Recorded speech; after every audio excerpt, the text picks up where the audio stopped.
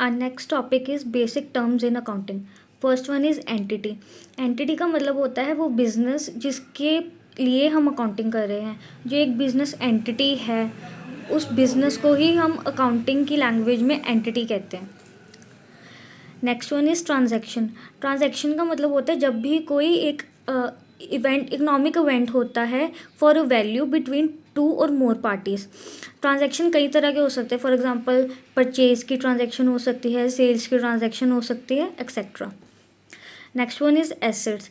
Assets वो होते हैं जो कि एक बिजनेस के रिसोर्सेज होते हैं जिसको हम यूज़ करते हैं अपने ऑपरेशंस को बढ़ाने के लिए या हमारी सेल्स को बढ़ाने के लिए. जो एसेट्स होते हैं इनका फ़ायदा हमें लॉन्ग टर्म के लिए होता है. और एसेट्स जो है आगे दो तरह के होते हैं. First is non current assets and next one is current assets, जिसको हम आगे जाकर डिटेल में भी स्टडी करेंगे. Next one is liabilities. Liabilities होते हैं डेट्स. लाइबिलिटीज़ का मतलब होता है कि एक पॉइंट ऑफ टाइम पे जाके फ्यूचर में हमें जब किसी को अपनी पैसे देने हैं, पेमेंट करनी है. लाइबिलिटीज़ का मतलब ये होता है. लाइबिलिटीज़ भी आगे दो तरह की होती हैं, non current liabilities and current liabilities, जिसको भी हम आगे जाके स्टडी करेंगे. Next one is capital. Capital का मतलब होता है कि जो ओनर है बिजनेस का वो जब कंपनी में पैसा लेकर आता है या कोई एसेट्स लेकर आता है उसको हम कैपिटल कहते हैं. कैपिटल जो एक ऑब्लिगेशन होता है against the resources of the business, assets of the business, इसलिए हम इसको लाइबिलिटीज़ में लेते हैं बैलेंस शीट में.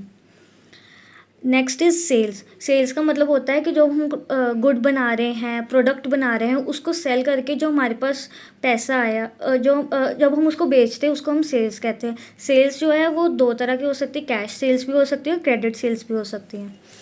Next is revenue. रिवेन्यू का मतलब होता है अब हमने जो सेल्स की, अपने प्रोडक्ट्स को सेल किया है, उसके बदले में जो हमें पैसा है उसको हम रिवेन्यू बोलते हैं. Next is expenses. एक्सपेंसेस का मतलब होता है कि अब हम जो अपना प्रोडक्ट तैयार कर रहे हैं, मैन्युफैक्चर कर रहे हैं, उसके लिए जो हमने खर्चे किए हैं. जैसे कि एग्जांपल है रेंट या वेजेस.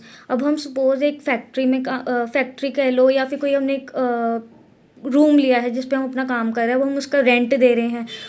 वो कमरा हम यूज़ कर रहे हैं अपने प्रोडक्ट बनाने के लिए, तो जो उस कमरे का रेंट है वो उसके खर्चे में इंक्लूड किया जाएगा. Next is expenditure. एक्सपेंडिचर का मतलब होता है कि जब हम ऐसे कोई एसेट्स खरीदते हैं जिसका फ़ायदा हमने हमारे ऑपरेशंस में होगा, कि जैसे कि परचेज़ ऑफ मशीनरी हो गया, परचेज़ ऑफ फर्नीचर हो गया. और जो ये एक्सपेंडिचर होते हैं ये भी दो तरह के होते हैं. अगर तो जो हमने एसेट्स खरीदे हैं उसका फ़ायदा जो है हमारा एक ही साल में ख़त्म होने वाला है तो हम उसे कहेंगे रिवेन्यू एक्सपेंडिचर. अगर तो जो हमने एसेट खरीदा उसका फ़ायदा हमें एक साल से ज़्यादा तक होने वाला है उसको हम कहेंगे कैपिटल एक्सपेंडिचर.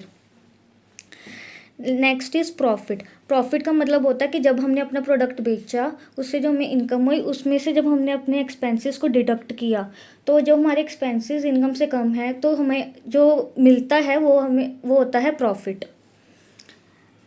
Thank you.